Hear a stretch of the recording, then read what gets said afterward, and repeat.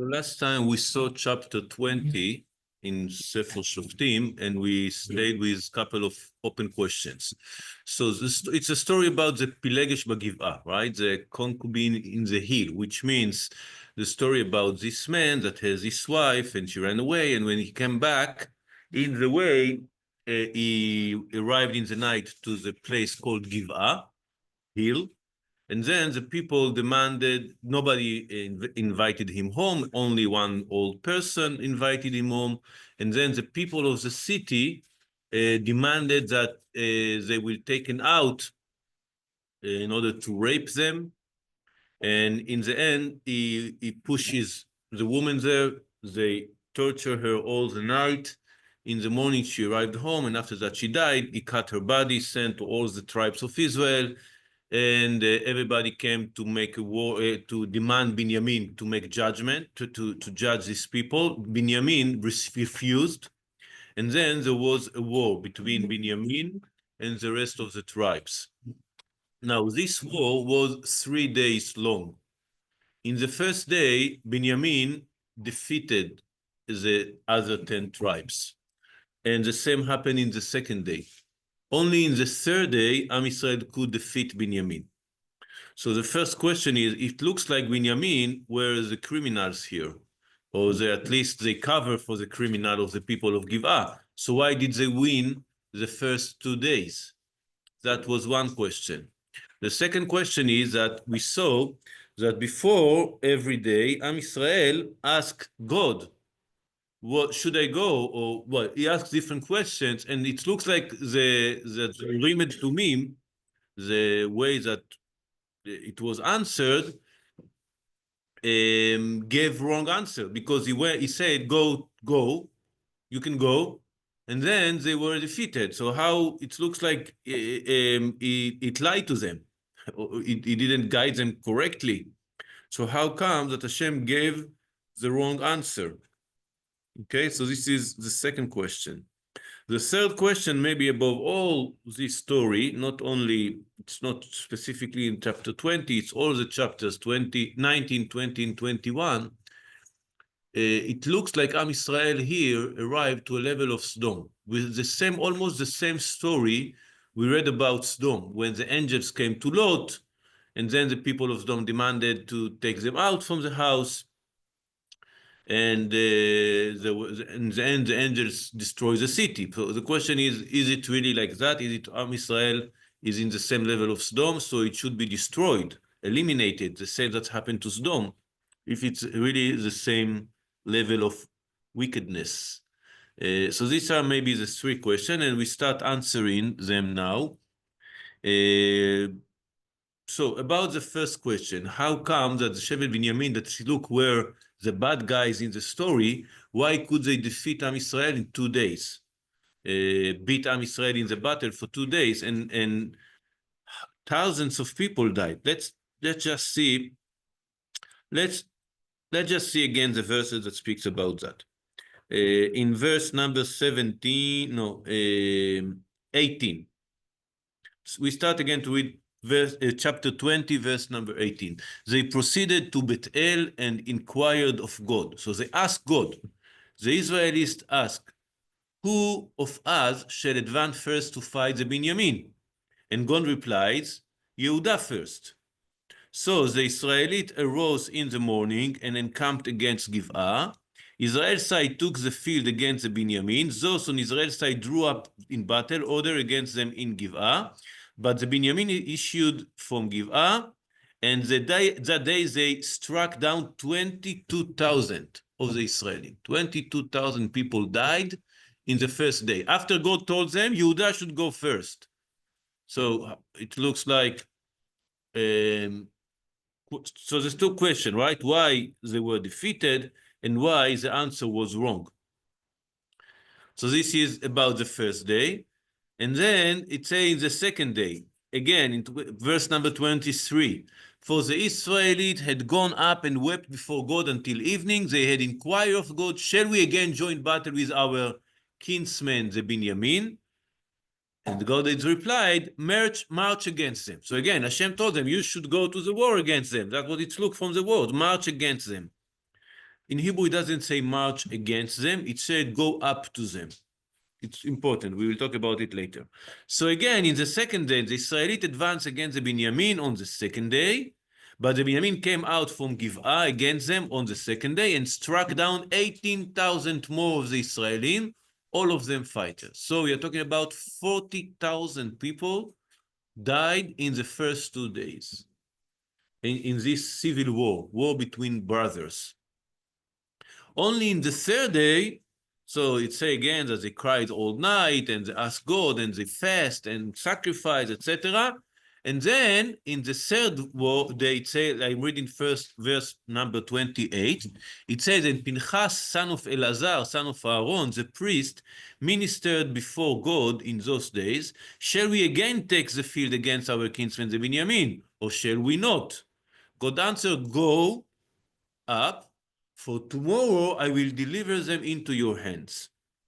And then there is a full description of the battle, how they put ambush against Binyamin around and what's happened exactly. But in the third days, the other 10 tribes or 11 tribes could defeat Binyamin. So I'm starting answering the first question. How come the Binyamin did the evil deeds and still won defeated or beat the first 2 days of the battle? And the answer is that there are no righteous and wickeds in this story. It's not like Am Yisrael was tzaddik.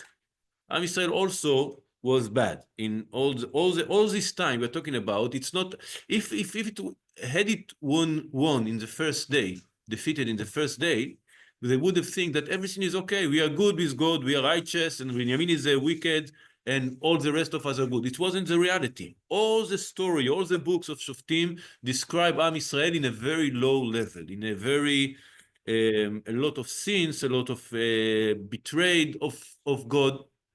You can't give them just to win like that, like they are righteous people.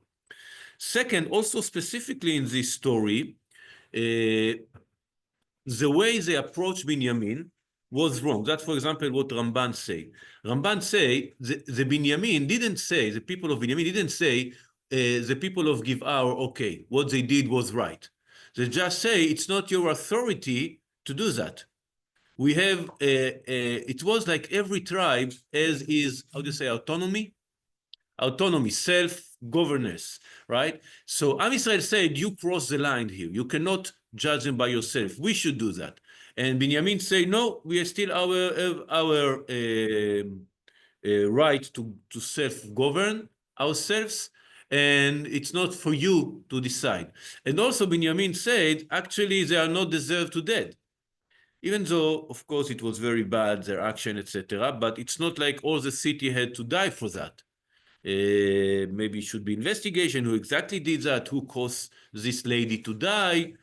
So there are many questions here that should be found out, but not like that. Okay, just go and kill the whole city. So Ramban says that the war wasn't justified for part from Am Yisrael. So they didn't have the right to win right away. Of course, Binyamin also weren't right, and then in the end, everybody. So we can say that when we have war between brothers, when we have war inside Am Yisrael, everybody lose. It's not that there are tzaddikim and reshaim, good guys and bad guys. Everybody make a mistake, make something wrong when we have war inside Am Yisrael. And this is a message that you're not going to just go and win and defeat your brothers and kill everybody without a problem. Okay, so you're going to pay a very high price for that. Actually, we can see that in the third day, when the Binyamin people lost the battle, they lost how many people? 25,000. So the 10 tribes lost 40,000, while the Binyamin only 25. Well, it was more in percentage, right? A greater part of the tribe. But in the end, I think we don't have a lot of wars in the Bible that Am Yisrael lost 65,000 people. There's no many like that. 20,000, 10,000, 65,000 soldiers. It's one of the worst wars in our history, and we did that to ourselves. We fought against each other. Now, about the question of the Urim Tumim, right? They asked God, and God told them, go. So why was this mistake? There are three answers to this question. The first answer, it's very original. We talked several times about Rav Yaakov Meidan. Rav Yaakov Meidan is a very important rabbi in Yeshivat Aretz Zion in Eretz Israel. In the last war, his son lost his two legs in the battle. He's a also very impressive guy. He spoke in several places. Anyway, Rav Yaakov Meidan always have very original interpretations. He's not committed to traditional. He's very religious, orthodox, right? But he's not committed. When he's reading the Bible, he always have very original ideas. And he has proofs, etc. So he has a very original explanation also here. If you remember what we saw, it doesn't say that Pinchas ben Elazar was there until the third time. So the first two times they say they asked God. It doesn't say that they asked Pinchas ben Elazar with the Urim and Tumim, with the Choshen that he has, right? The tribes, the stones that God communicate with them. So he says that actually the first two times weren't with Pinchas ben Elazar, they were with whom? With Pesel Micha. You remember the story of Pesel Micha? Micha, in the last chapter, in the former chapter, he had some kind of idol, and people used to ask him what's going to happen. We saw that the tribe of Dan came and asked, and he gave answer. And then when it says that they're going to ask the idol, also it says they ask God, because they saw the idol as intermediate between the people of God. So they ask God through the idol. So he say, and it's based on the Talmud. The Talmud say another answer. Why was Am Yisrael defeated in the first 2 days? Because of Pesel Micha. They had idol Pesel inside Am Yisrael, 2 miles from there, not very far away in Shiloh. And she said, Hashem say, you are jealous for them, or zealous for them, and you are not jealous for me. You have idol inside yourself and you want me to help you. So only in the third day, before the third day, they destroyed the Pesel, and then they asked God. Meaning the first 2 times, they didn't ask God through the Kohen Gadol, they asked God through the idol of Micha. Okay? And that's the reason that the first 2 answers were wrong, because it wasn't really asking God, it was asking the idol. So this is the first explanation, very original, not written in any other place, and it doesn't look like that in the verses, because it does say that they ask God. Usually when they ask God, it's meaning asking God, not asking the idol. Other answer, which may be the most common answer, is, let's see again what they asked. They didn't ask, should I go to the war or shouldn't I go to the war? At least in the first time. In the first time they asked, in verse 18.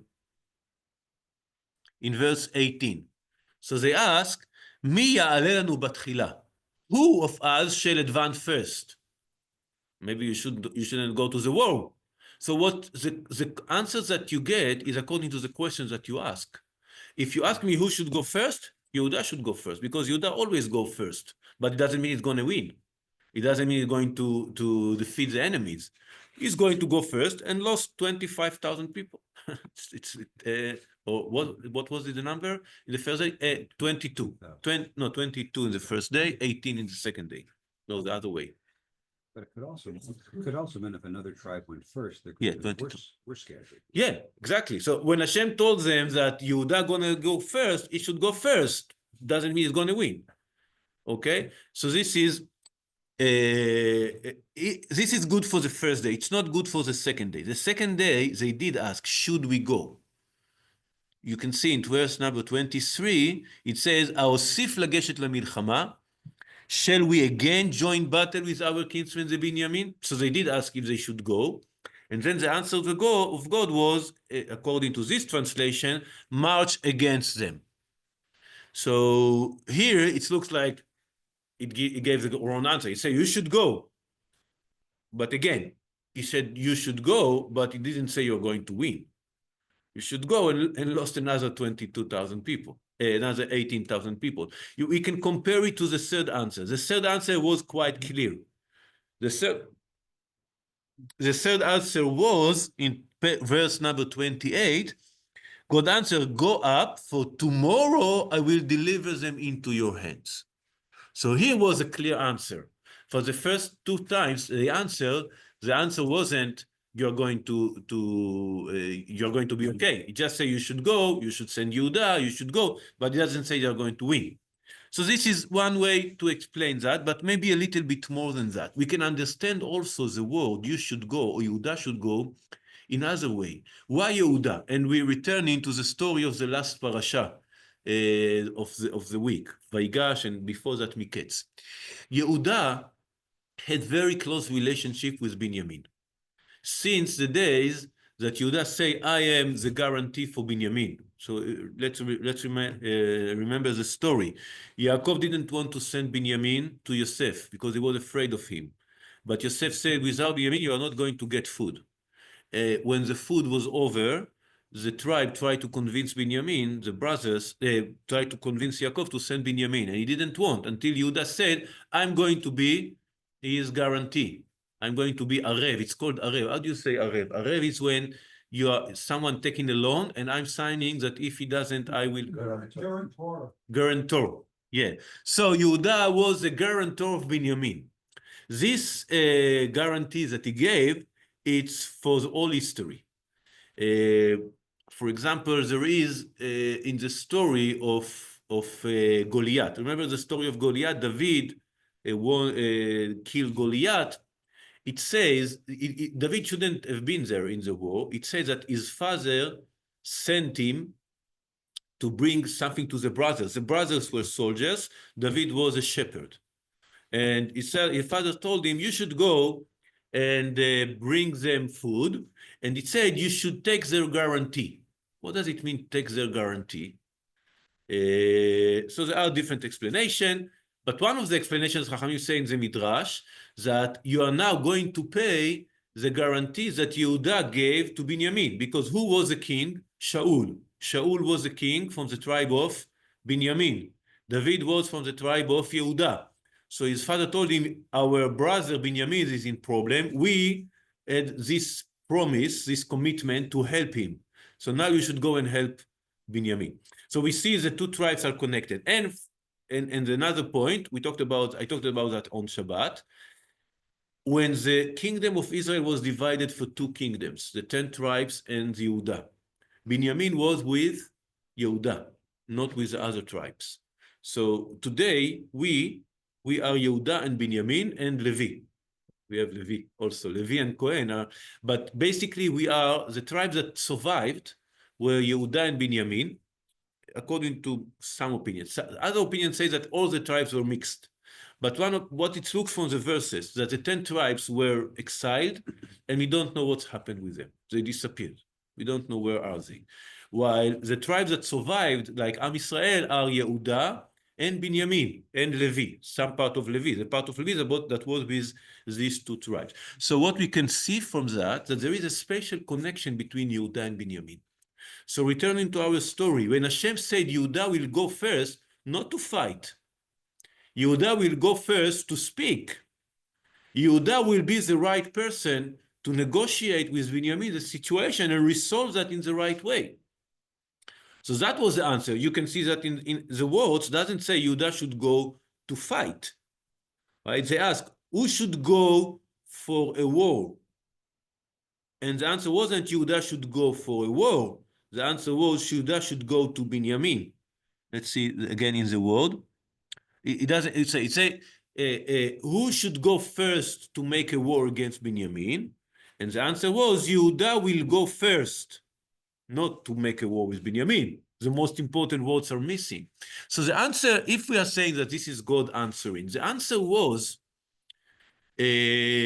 Yehuda will go first and speak with him and try to negotiate and resolve the problem. Also in the second day, it doesn't say like the translation, you march against them. It says, Alu elav, go to him or rise to him. To him to what? To speak. It doesn't say that you have to fight. Anyway, in the third day, say, okay, we understand that it's not going to go with negotiation. Now, okay, go to the war. Now I permit you to go to the war and you are going to take the war. So according to that, the answer is that the answer wasn't wrong. You just didn't understand it correctly. And this is an important point. When asking the Urim and Tumim, the Kohen asks the Urim Vetumim, Chachamim say that the understanding of the answer depends in the Kohen. The Kohen should interpret the answers that it's getting. It's not that, for example, you have all the letters, the famous story of Eli and Hannah. Remember the story? Hannah was going to pray because in the beginning of Sefer Shmuel. Hannah, the mother of Shmuel, went to pray. She wanted a child, and she prayed in a special way, only moving her lips without voice. Today we all doing that because we learned from her. But before her, she invented this way of praying. Nobody prayed like that. So Eli, the Kohen, saw her praying. It's the next book that we are going to learn very soon. So he saw her praying and he didn't understand what she's doing. She's moving her lips, but she's not saying anything. Surely she is drunk. So he asked God, what's going to happen? What's going on here? And the answer was with the letter Kaf Shin Resh Hey. Kaf Shin Resh Hey can be read as Shikora, drunk, if you change the order, because it's not according to the order. And it can be read also like Kshera. She is a Kshera, she is okay. It can also be read as Kesara, like Sarah. She is like Sarah, she is tzadikah, she is righteous like Sarah. So the Kohen Gadol didn't interpret the answer correctly. Why? Because it's not only the answer, it's how you understand it. It depends on you. So if you don't deserve to understand it correctly, you can be mistaken. So asking God, it's not a guarantee. It's not 100% for sure. It also depends on you. And it's right for many, many other things. Many say, okay, I will read it, I will learn Torah and I will know what to do. No, you may know what the Torah say. How you apply it in your life, it's another question. To be able to implement the ideas and the values of the Torah in the right way in the real life, it's really challenging. This is called learning Torah aliba de halacha, according to the halacha, in the right way. Again, in the next book, Sefer Shmuel, there are stories about very wise people. For example, Achitophel and Doeg. They say that they were the teachers of David HaMelech. They knew they were the most genius people, but they didn't learn according to the halacha. And they became very bad. We'll see about that in the stories of Sefer Shmuel. Anyway, he also, the answer was correct. The interpretation of the answer wasn't correct. And that was the reason it was, they lost these first battles. Now, I have another third question based on the following story. There was one person that was very, very poor, with a lot of problems. He went to the rabbi and told him, Rabbi, I really need help. I don't have money. I don't have anything. The rabbi told him, don't worry, this week you're going to win the lottery. Right? So this week arrived, passed, and he didn't win the lottery. And he came to rabbi to complain. Why? You promised me to win the lottery and I didn't. So the rabbi asked him, did you buy a ticket? And the answer was not, meaning, in order to get the blessing, you must do the things correctly, right? I mean, if you don't buy a ticket, you aren't going to win the lottery. It's not going to work, even if the rabbi promised you. It's also worked in the case of the Urim Vetumim. And we'll notice here another difference between the 2 days and the 3rd days. In the 2 days, the judge said, Am Israel went to the battle, and they were defeated. In the 3rd day, what we read, they sent ambush from here, they sent ambush from there, they did that, they went in the beginning, they ran away, so Binyamin thought they are going to lose again, and he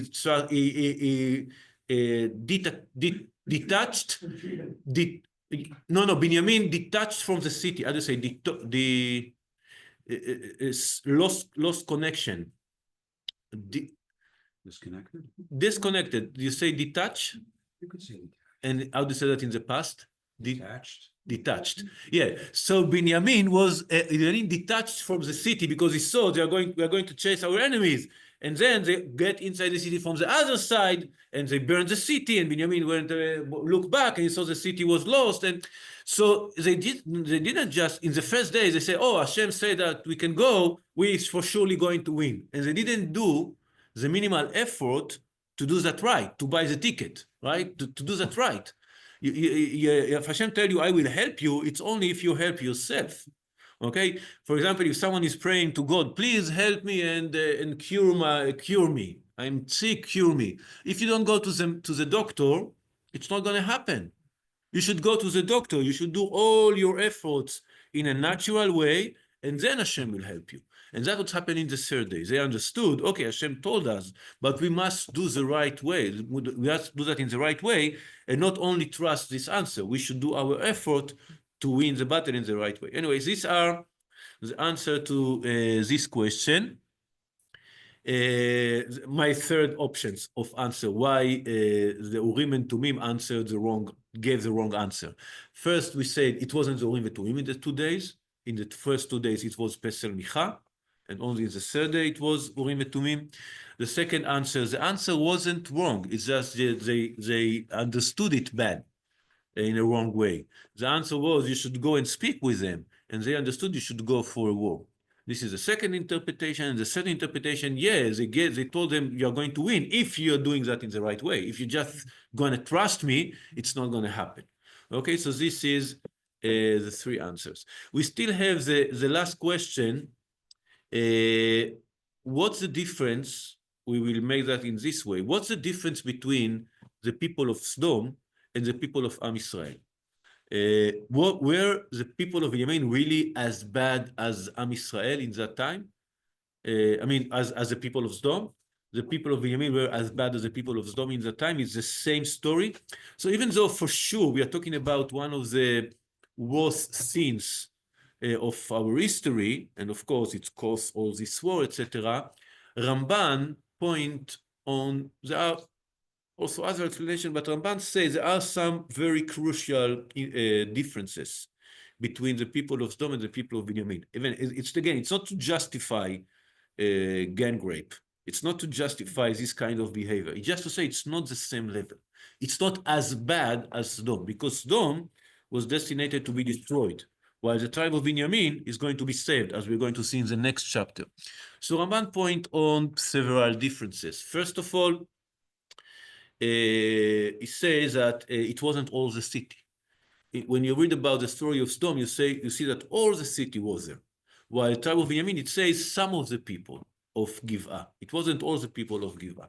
So this is one important difference. The second important difference that, yeah, Am Israel demand justice. In Sodom, nobody demanded justice. Okay, so it went bad because Benjamin wanted to judge, they wanted to judge. Okay, it went bad, but for sure, it wasn't like, okay, you can do whatever you want. Worse than that, in Sodom, it was the law of the city. I mean, the law of the city became wicked. And while in Am Israel, the laws were right, only the people didn't follow the laws, which is a general problem, right? The people didn't follow the law, but the law was good, right? So in Sodom, the law itself was corrupted. All the city, all the system of the city was corrupted. And it also leads to the next difference that Nachmanides point on this difference. It says that what was the purpose of the bad people? The Gemara and other cases, it says that in Sodom, they didn't want to have any guest. This place was very rich, very wealthy, and they didn't want anyone to come. They didn't want guests. They didn't want people to enjoy their wealth. They wanted everything for themselves. So that's why they did these pervert laws that if guests come in, you should kill him or attack him or rape him, whatever. It became the law of the city because they didn't want to share their wealth. While in the case of the people of Benjamin, the main motive was just passion, desire. They wanted to rape someone, which is bad. We're not saying that's bad, right? But it wasn't, the purpose wasn't that, okay, we don't, there's a difference when you are making a sin out of ideology and making a sin out of desire. Okay, both are bad, but this is worse than that. When the ideology became, we are for ourselves and we hate everybody else and we want to send away everybody else, this is worse than when, I don't have any ideology, I just feel the passion to do something bad. Okay, so it's not the same. So these are the differences that the Ramban say. I don't know if it's convincing you or not, but that's what the Ramban say. Anyway, he said it's not the same level. I think there's a main point, maybe it's not everybody. Every society has criminals, unfortunately. And every society has some people that may do very bad things, very horrible things, right? But it still doesn't mean that all the society is like that. As the people of Binyamin, yes, they were wrong that nobody invited them to their home, but only specific people participated in the scene, and not all the city, and for sure not all Binyamin, and for sure not all Am Israel. So you cannot say that it's the same level.